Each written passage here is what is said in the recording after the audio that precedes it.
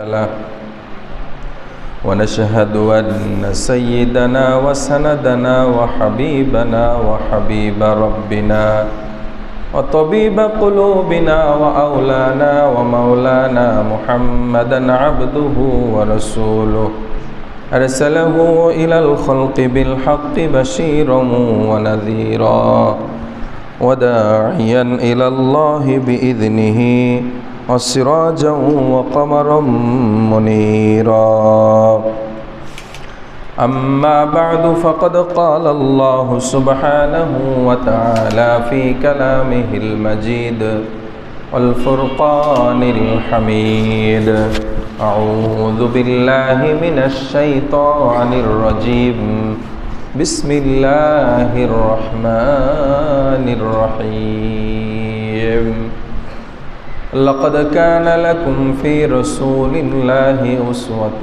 حسنة وقال صاحب القرآن صلى الله عليه وسلم كل أمر ذي بال لم يبدأ ببسم الله فهو أقطع أو كما قال النبي صلى الله عليه وسلم صدق الله مولانا العظيم وصدق رسوله النبي الأمي الكريم ونحن على ذلك لمن الشاهدين والشاكرين والحمد لله رب العالمين وقال تعالى إن الله وملائكته يصلون على النبي يا أيها الذين آمنوا صلوا عليه وسلموا تسليما اللهم صل على محمد وعلى آل محمد كما صليت على إبراهيم وعلى آل إبراهيم إنك حميد مجيد اللهم بارك على محمد وعلى آل محمد كما باركت على إبراهيم وعلى آل إبراهيم إنك حميد مجيد بلغ العلا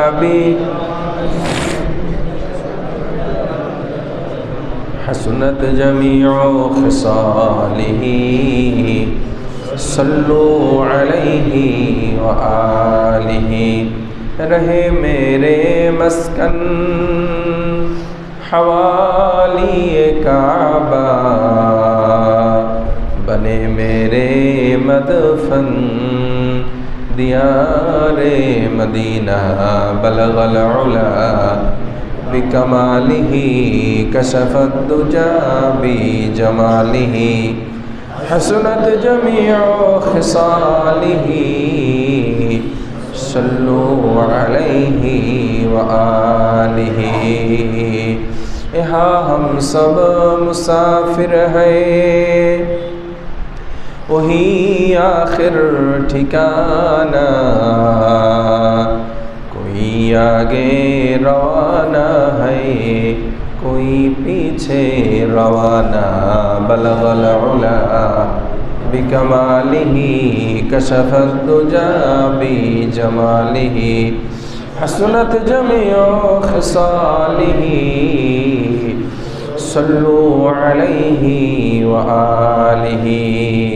मुअज़्ज़ज़ मोहतरम हाज़िरीन, सर्वप्रथम সেই মহান প্রভুর শুকরিয়া আদায় করি যিনি আপনাকে আমাকে অত্যন্ত দয়া করে মায়া করে মেহেরবানি করে পবিত্র জুমার দিন জুমার নামাজ আদায় করার লক্ষ্যে আগে আগে মসজিদে এসে দিনই কিছু কথা বলবার ও শুনবার সুযোগ করে দিলেন। সেই মহান প্রভুর প্রতি অন্তরের অন্তঃস্থল থেকে কালিমাতুশ শুকর জবান খুলে ভক্তি সহকারে সমস্যারে সুউচ্চ কণ্ঠে আলহামদুলিল্লাহ।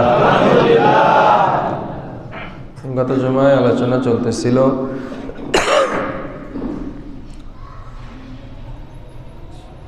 আল্লাহ তাআলার ভালোবাসা এবং আল্লাহ তাআলার প্রতি ভয়। এটা যদি অর্জন হয় তাহলে সমস্ত গুনাহ ছাড়াও সহজ হবে, সমস্ত নেকামল করাটাও সহজ হয়ে যাবে ইনশাআল্লাহ। আল্লাহ তাআলা আমাদের সবাইকে গুনাহ মুক্ত জিন্দেগি দান করেন, আমিন। কখনো যদি গুনাহ হয়েও যায় সাথে সাথে তওবার মাধ্যমে গুনাহ মুক্ত হওয়ার তৌফিক দান করেন, আমিন। আর নেক আমলের পাল্লা বেশি বেশি ভারী করার তৌফিক দান করেন, আমিন। তার কারণ হলো কাল কিয়ামতের ময়দানে মানুষের মর্যাদা বাড়বে তার নেক আমলের পরিমাণ যত বেশি হবে। এজন্য নেক আমল যত বেশি হোক না কেন কিয়ামতের ময়দানে তারপরেও কম মনে হবে। আল্লাহ নবী এক হাদিসে বলতেছিলেন যে কিয়ামতের ময়দানে সবাই আফসোস করবে, নিজেকে তিরস্কার করতে থাকবে। যারা জান্নাতি তারাও, যারা গ্রেফতার হয়ে জাহান্নামী হবে তারাও।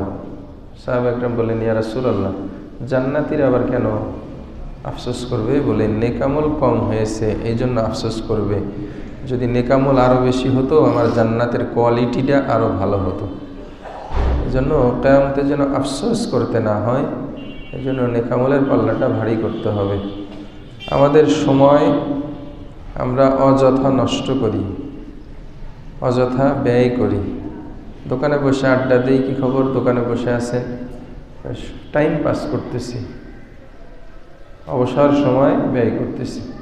অথচ মুমিনের কোনো অবসর কোনো সময় নেই। মুমিনের প্রত্যেকটা সময় অত্যন্ত দামি।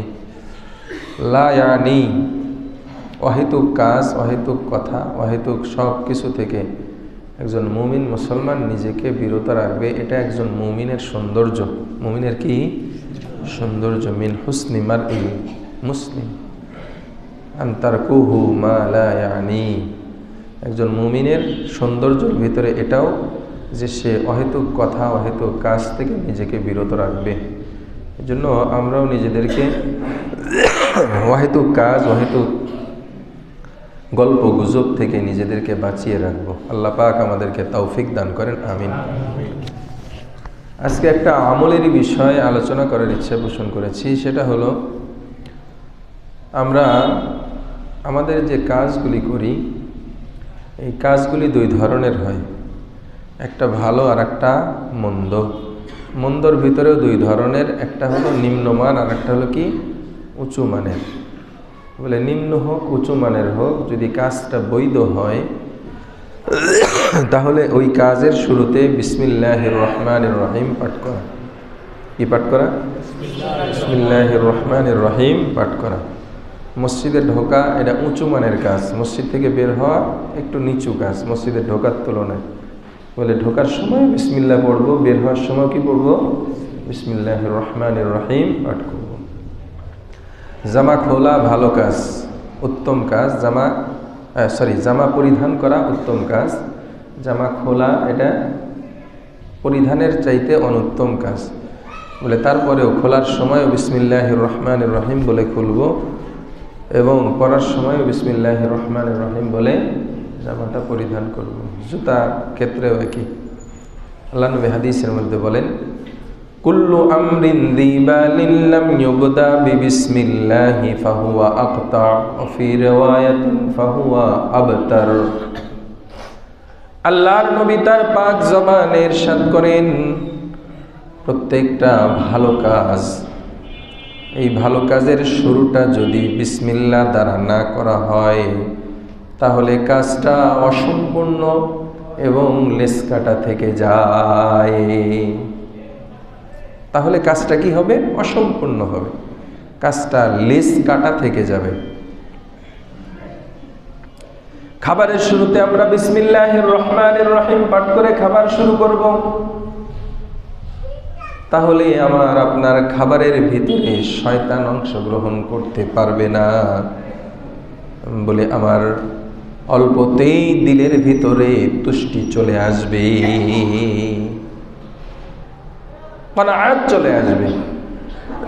আমরা তো খাইতে খাইতে পেটের উপর দিয়ে উঠে যায়, তারপরেও পেট ভরে কিন্তু চোখ ভরে না। আমাদের সিরাজগঞ্জে একটা আঞ্চলিকভাবে মানুষ ভাষায় বলে যে অনেকের পেট ভরে কিন্তু কি ভরে না? চোখ ভরে না। বলে চোখও ভরবে আমি যদি সুন্নত তরিকায় নিজের জীবনটাকে সাজাতে পারি ইনশাআল্লাহ। বিসমিল্লাহির রহমানির রহিম এটা অত্যন্ত গুরুত্বপূর্ণ একটা আয়াতে কারিমা। মহান প্রভু তার পাক কালামে প্রতিটা সূরার শুরুতে বিসমিল্লাহ পাঠ করাটা আমাদের জন্য জরুরি সাব্যস্ত করে দিয়েছেন। ইলমে কিরাআত, কোরআন তেলাওয়াতের একটা ফন আছে, একটা বিষয় আছে। এখানে একটা মাসআলা হলো কোরআনুল কারীমের প্রতিটা সূরা শুরুতে বিসমিল্লাহ পড়াটা হলো জরুরি। আর তেলাওয়াতে কোরআন শুরুর আগে বিসমিল্লাহর সাথে আবার তাআব্বুজ আউযু বিল্লাহি মিনাশ শাইতানির রাজীম বলে তাআব্বুজটা পড়াটাও জরুরি। আর যদি তেলাওয়াতের মাঝেও কোনো সূরা চলে আসে তাহলে সূরার শুরুতে বিসমিল্লাহির রহমানির রহিম পাঠ করতে হবে।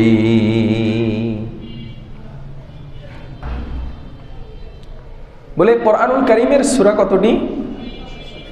114টি।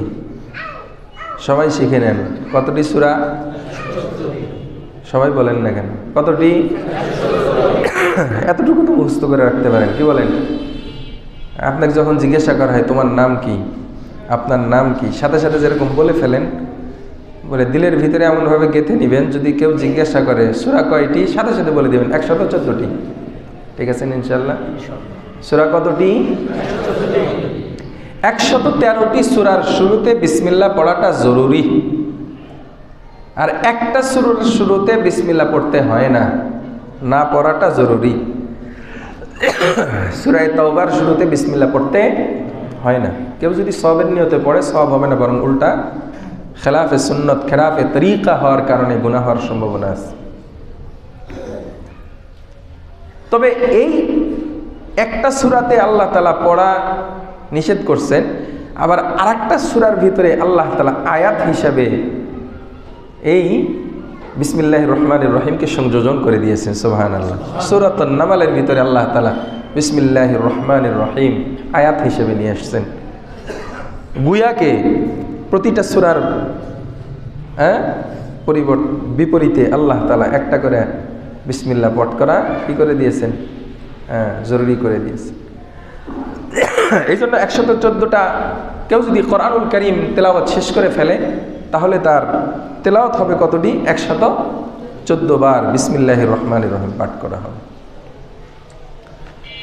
বলে বিসমিল্লাহির রহমানির রহিমের ফজিলতটা কি? বিসমিল্লাহির রহমানির রহিম এটা হলো 1 নাম্বার ফজিলত। এটা কোরআনুল কারীমের আয়াত। আর কোরআনুল কারীমের আয়াতের প্রতিটা হরফের বিনিময়ে আল্লাহ তাআলা কমপক্ষে 10টা করে নেকি দান করবেন। কত করে নেকি দান করবেন? 10টা। বিসমিল্লাহির রহমানির রহিমের ভিতরে 19টা হরফ আছে। কয়টা হরফ আছে? 19টা হরফ আছে। তার মানে একবার বিসমিল্লাহ শরীফ পাঠ করলে আপনার আমল নামায় কম পক্ষে 190টা নেকি লেখা হবে। সুবহানাল্লাহ। বলে বিসমিল্লাহির রহমানির রহিমের ফজিলত সম্পর্কে আল্লাহর নবী তার পাক জবানে ইরশাদ করেন, قال النبي صلى الله عليه وسلم من قال بسم الله مرة لم يبقي من ذنوبه ذرة। আল্লাহর কোন বান্দা বান্দি যদি ইখলাসের সাথে পরিপূর্ণ আকীদত ও বিশ্বাস নিয়ে বিসমিল্লাহির রহমানির রহিম পাঠ করতে পারে, আল্লাহ পাক রব্বুল আলামিন তার জিন্দেগীর সমস্ত গুনাহ খাতা মাফ করে দিবেন। আল্লাহর নবী বলেন লাম ইয়াবকি মিন যুনুবিহি যাররাতান। যাররা বলা হয় অণু। একটা সরিষার দানাকে যদি 70টা ভাগ করা হয় কই পরিমাণ হবে? আমরা তো খালি চোখে দেখা মনে হয় সম্ভব হবে না। সরিষার দানা কতটুক? একদম পিচ্চিনে। এটাকে 70 ভাগ করেন, কতটুক থাকবে? বলে এটা হলো যাররা। আল্লাহর নবী বলেন কেউ যদি ঈমানের সাথে ইখলাসের সাথে বিসমিল্লাহির রহমানির রহিম একবার পাঠ করে, তার যাররা পরিমাণ গুনাহ তার সাথে বাকি থাকবে না। সুবহানাল্লাহ। তবে মুহাদ্দিসিনে কেরাম এর ধরনের হাদিসের ব্যাখ্যার ভিতরে লিখেছেন যে গুনাহগুলি মাফ, যেগুলো ফজিলতের হাদিস, এগুলো হলো গুনাহে সগীরা, গুনাহে কবিরা, এটা তাওবা ছাড়া আল্লাহ তাআলা মাফ করবেন না। আদার বুঝেছি। তবে সগীরা গুনাহ তো আমাদের কম হয় না, কি বলেন? অসংখ্য সগীরা গুনাহ আমরা করে ফেলি না। এই জন্য মাঝে মাঝে বিসমিল্লাহির রহমানির রহিম পাঠ করবো। রাজি আছেন ইনশাআল্লাহ? বলে বিসমিল্লাহ সম্পর্কে আল্লাহর নবী হাদিসের মধ্যে বললেন, কোনো ভালো কাজ যদি বিসমিল্লাহ ছাড়া পাঠ করা হয়, শুরু করা হয়, তাহলে সেই কাজটা অসম্পূর্ণ এবং লেশকাটা থেকে যায়। আর এক হাদিসে আল্লাহর নবী বলে দিলেন, বিসমিল্লাহ শরীফ পাঠ করলে তার জিন্দেগিতে কোনো গুনাহ আর থাকে না। বিসমিল্লাহ সম্পর্কে সিদ্দিকা আকবর রাদিয়াল্লাহু তাআলা আনহু তার পাক জবানে ইরশাদ করেন, তুবা লিমান ক্বালা বিসমিল্লাহির রহমানির রহিম। ওই ব্যক্তির জন্য সুসংবাদ যে জিন্দেগিতে বিসমিল্লাহির রহমানির রহিম পাঠ করলো। বলে যে জিন্দেগিতে বিসমিল্লাহ শরীফ পাঠ করলো, বলে আল্লাহ তাআলা এর বরকতে তার জান্নাতের ভিতরে নাজ ও নিয়ামত দিয়ে ভরপুর করে দিবেন। হযরত ওমর ফারুক রাদিয়াল্লাহু তাআলা আনহু বিসমিল্লাহ সম্পর্কে কি বললেন? লাউলা তাসমিয়াতু লাহালাকাল বারিয়াতু। আল্লাহর নবী ইরশাদ, আল্লাহর নবীর অন্যতম সাহাবী হযরত ওমর ফারুক রাদিয়াল্লাহু তাআলা আনহু ইরশাদ করেন, যদি বিসমিল্লাহ আল্লাহ তাআলা দুনিয়াতে না পাঠাইতেন, তাহলে দুনিয়া যা কিছু আছে সব কিছু ধ্বংস হয়ে যেত। বিসমিল্লাহর বরকতে আল্লাহ তাআলা সমস্ত জাহানের নিজামকে আল্লাহ তাআলা ঠিক রেখেছেন। সুবহানাল্লাহ। হযরত ওসমান যিন্নুরাইন রাদিয়াল্লাহু তাআলা আনহু তার পাক জবানে বলেন, মান ক্বালা বিসমিল্লাহ ফি হায়াতিহি মাররাতান লাম ইয়াবকি মিন মাআসিহি যাররাতান। হাদিসের অনুরূপ আল্লাহর নবীর সাহাবী হযরত ওসমান যিন্নুরাইন রাদিয়াল্লাহু তাআলা আনহু বলেন, যদি কোনো আল্লাহর বান্দা বান্দি বিসমিল্লাহির রহমানির রহিম একবার পাঠ করলো, আল্লাহ পাক রব্বুল আলামিন তার জিন্দেগীর সমস্ত গুনাহগুলি মাফ করে দিবেন। যারা পরিমাণ গুনাহ তার আমলনামায় থাকবে না। বলে এমন এমন বাশারাত যেই বিসমিল্লাহর শরীফের প্রতি, এই জন্য এই বিসমিল্লাহটা আমরা বেশি বেশি পাঠ করব ইনশাআল্লাহ। কাজের শুরুতে বলো বিসমিল্লাহ, লেখার শুরুতে বলো বিসমিল্লাহ, খাওয়ার শুরুতে বলো বিসমিল্লাহ, চলার শুরুতে বলো বিসমিল্লাহ, প্রতিটা কাজের শুরুতে পাঠ করব বিসমিল্লাহ। রাজি আছি তো ইনশাআল্লাহ?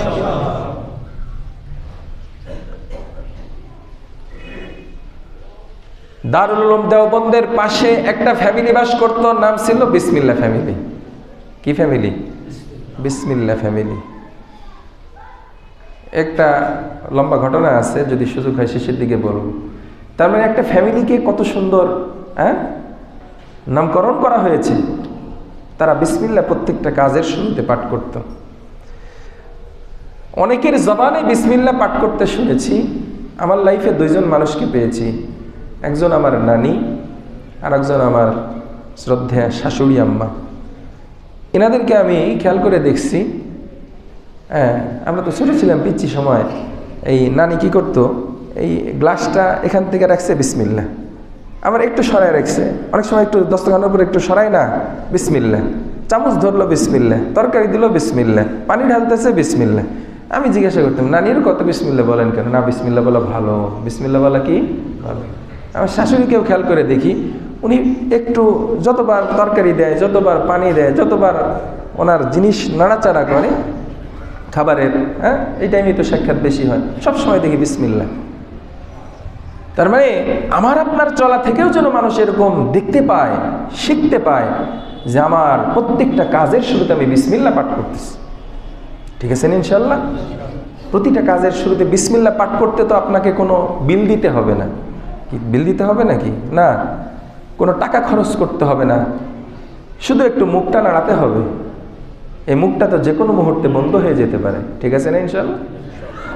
এই জন্য আমরা বিসমিল্লাহর কাসরতে, হ্যাঁ, বিসমিল্লাহর ব্যবহারটা আমরা আমাদের জীবনের ভিতরে করব ইনশাআল্লাহ। বলে বিসমিল্লাহ হরফের, বিসমিল্লাহ শরীফের আরো অনেক ফজিলত।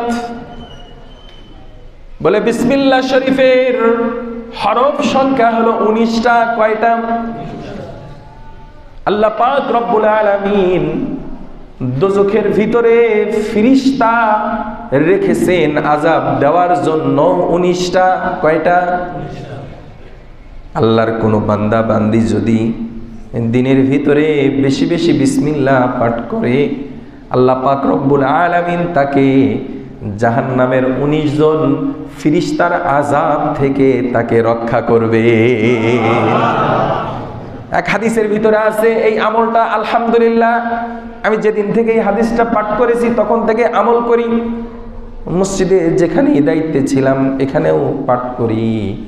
যারা ফজরের নামাজ এখানে পড়েন তারা অনেকেই খেয়াল করে থাকবেন, আমি বলি 19 বার বিসমিল্লাহির রহমানির রহিম। হাদিসের মধ্যে আছে আল্লাহর নবী বলেন, আল্লাহর কোনো বান্দা বান্দি যদি ফজরের পরে এবং মাগরিবের পরে, ফজরের পরে এবং মাগরিবের পরে তার নওয়াফিল ওয়াজিফার ভিতরে মাত্র 19 বার করে বিসমিল্লাহ পাঠ করে, আল্লাহ পাক রব্বুল আলামিন 19 জন জাহান্নামের ফেরেশতার আযাব থেকে তাকে রক্ষা করবে। তাহলে জাহান্নামে শাস্তি দিবেন 19 প্রকারের ফেরেশতা। তাহলে বিসমিল্লাহর মাধ্যমে যদি এই 19 প্রকার ফেরেশতার আযাব থেকে, শাস্তি থেকে বাঁচা যায়, প্রকারান্তরে আল্লাহ তাআলা আমাদেরকে জাহান্নাম থেকে মুক্তি দান করবেন। সুবহানাল্লাহ। বেশি সময় লাগে না, 1-1.5 মিনিট সময় লাগে। এই 1-1.5 মিনিট কে কে সময় বের করতে রাজি আছে ইনশাআল্লাহ? আল্লাহ পাক আমাদেরকে হাত নামান, যতদিন হায়াত রেখেছে আমরা এই আমলটা জারি রাখবো। ঠিক আছে না ইনশাআল্লাহ? আমল সে জিন্দগি বনতি, আমল সে জিন্দগি বনতি, जन्नत भी जहन्नम भी, ए इंसान अपने जात में खाकी है न नूरी है न नारी। বলে আমলের দ্বারাই আমার আপনার জান্নাত, আমার আপনার জাহান্নাম বরাদ্দ হবে। আমি আর আপনি নূরের তৈরি ফেরেশতাও নয়, আমি আর আপনি আগুনের তৈরি ওই যে দানব এবং জিনও নয়। আমার আপনার তৈরি হয়েছে মাটি দ্বারা। এই মাটির তৈরি মানব আশরাফুল মাখলুকাত, সমস্ত সৃষ্টির সেরা। বলে এই সেরা বিবেচিত হবে তার আমলের বিনিময়ে। আমল যদি খারাপ হয় আল্লাহ তাআলা তার জন্য ঘোষণা করেছেন উলাইকা কাল আনআম, তারা হলো চতুষ্পদ প্রাণীর মতো। আল্লাহ তাআলা বলেন বালহুম আযল, চতুষ্পদ প্রাণী তো ভালো আছে, এরা এর চেয়েও খারাপ। এজন্য আমলি জিন্দেগি বানাবো। ঠিক আছে না ইনশাআল্লাহ? আল্লাহ পাক আমাদেরকে কবুল করেন, আমিন। বলে বিসমিল্লাহ শরীফ পাঠ করে যুগে যুগে মানুষগুলি উপকৃত হয়েছেন, কেউ ক্ষতির ভিতরে পড়ে নাই।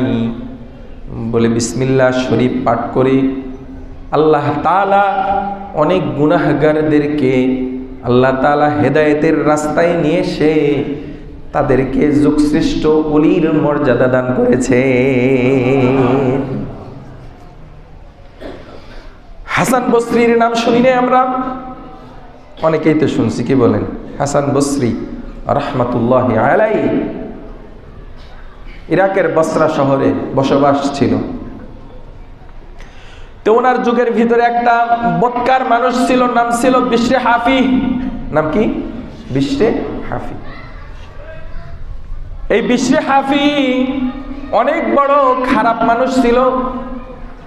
সারাদিন পতিতালয়ে পড়ে থাকতো, নেশা দ্রব্য পান করে নেশাগ্রস্ত হয়ে মাতাল হয়ে পড়ে থাকতো। একদিন বাসা থেকে বের হয়েছে, ওই পতিতালয়ের দিকে যাচ্ছে, মদশালার দিকে যাচ্ছে। যাইতে যাইতে কিছু দূর যাওয়ার পরে দেখলেন একটা আরবি কি যেন কাগজ দেখা যায়। সাথে সাথে উঠিয়ে নিলেন, নিয়ে দেখলেন যে এখানে বিসমিল্লাহির রহমানির রহিম লেখা। আর কাল বিলম্ব না করে সুন্দর করে ময়লা পরিষ্কার করে চুমা খাইলেন, কপালে লাগাইলেন, চোখে লাগাইলেন। নিজের কাছে আতর ছিল, সুন্দর মতে আতর দিয়ে সুগন্ধযুক্ত করে দিলেন। দিয়ে সেরে ঘরের ভিতরে নিয়ে সবচাইতে উঁচা জায়গার ভিতরে রেখে দিলেন। রেখে দিয়ে চলে গেছে তার কাজে। মদশালায় গিয়ে মদ পান করে অচেতন অবস্থায় পড়ে আছে। এদিক থেকে আল্লাহ পাক রব্বুল আলামিনের রহমতের সাগরে জোশ উঠে গেছে।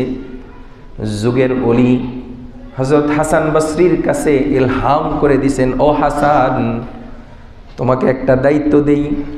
ওই যে দেখো, ওই যে তাকায় দেখো, অমুক মদশালার ভিতরে, অমুক পতিতালয়ের ভিতরে আমার এক প্রিয় বান্দা মদ পান করে অচেতন অবস্থায় পড়ে আছে। তুমি যাও, গিয়ে তাকে উঠাও, উঠে আমার পক্ষ থেকে সুসংবাদ দাও, আমি তার জিন্দেগির সব গুনাহ মাফ করে আমার বন্ধু বানাইছি,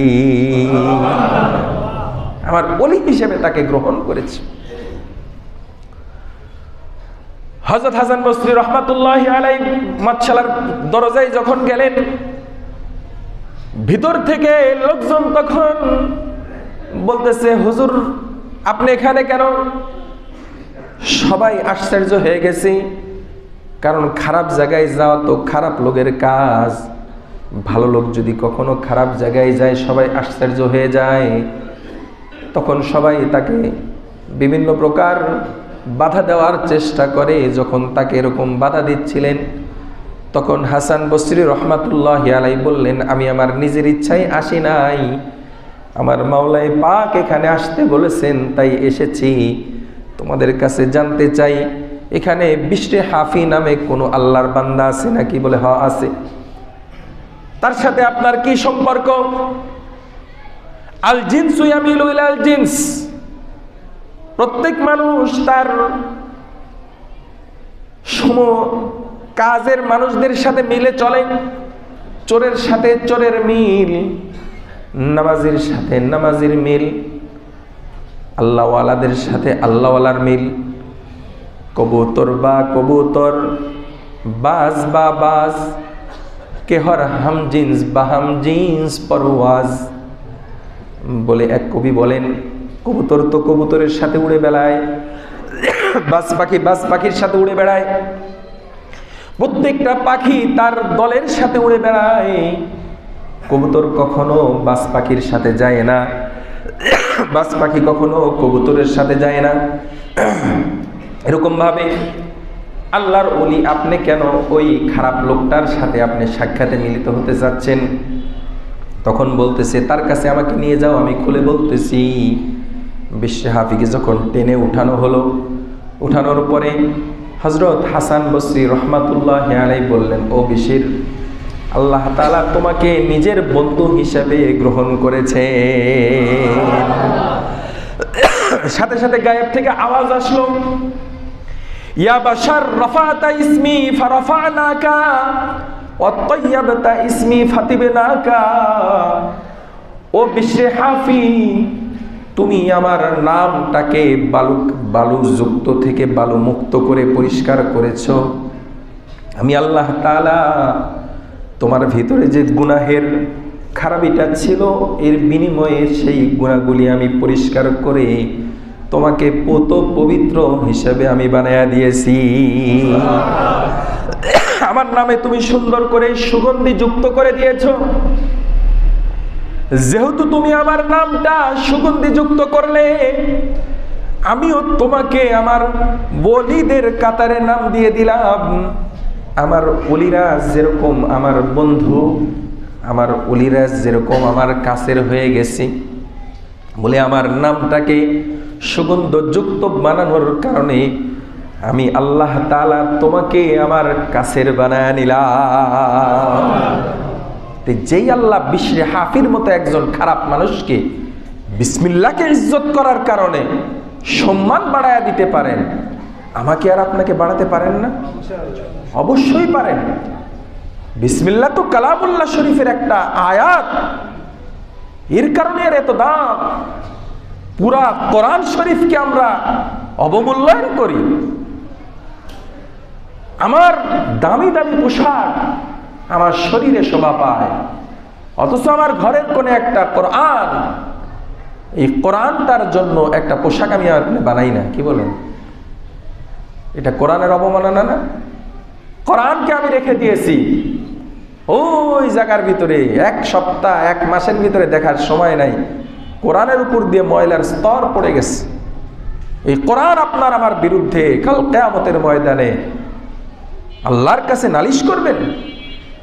আল্লাহ তাআলা বলেন, আল্লাহর নবীর মাধ্যমে আল্লাহর নবী আমাদেরকে ধমকি দিয়ে রেখেছেন, সুসংবাদ দিয়েছেন, আল কোরআন হুজ্জাতুল লাকা। ও আমার উম্মতেরা খুব ভালো করে শুনে রাখো, এই কোরআন তোমাকে সুপারিশ করে জান্নাতে নিয়ে যাবে। সুবহানাল্লাহ।